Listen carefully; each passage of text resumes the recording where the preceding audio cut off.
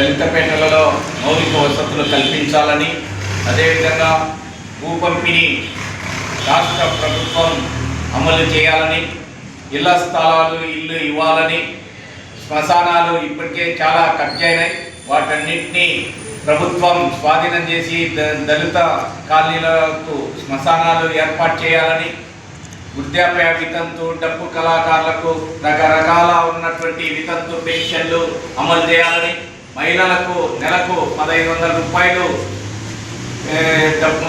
డబ్బులు నెలగా వేస్తామన్నటువంటి డబ్బులు కూడా అమలు చేయాలని, ఈ విధంగా కూటమి ప్రభుత్వం ఎన్నికలలో వాగ్దానాలు చేసింది.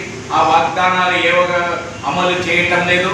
నిరుద్యోగ యువతి యువకులకు నిరుద్యోగ వృత్తి కూడా అమలు చేస్తామన్నారు.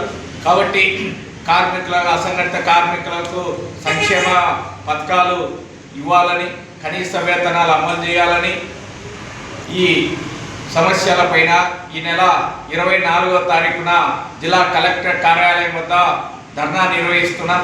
ఈ ధర్నాకు ఈ ప్రాంతంలో ఉన్నటువంటి కలసపాడు, కాసిరాయన, పూర్మాంల, బీకోడూరు మండలాల నుంచి పెద్ద ఎత్తున భూ పంపిణీ అమలు కోసం, అదేవిధంగా శ్మశానాల ఏర్పాటు కోసం, మౌలిక వసతుల కోసం, సంక్షేమ పథకాల కోసం వీటన్నిటిపైన జిల్లా కలెక్టర్ కార్యాలయం వద్ద సామాజిక శంఖారావం పేరుతో వ్యవసాయ కార్మిక సంఘం, కేవీపీఎస్, ఇతర సిఐక్యూ, ఇతర ప్రజా సంఘాల ఆధ్వర్యంలో ధర్నా నిర్వహిస్తున్నాం. ఈ ధర్నాను జయప్రదం చేయాలని వ్యవసాయ కార్మిక సంఘం జిల్లా ప్రధాన కార్యదర్శి వి అన్వేష్ తెలిపారు.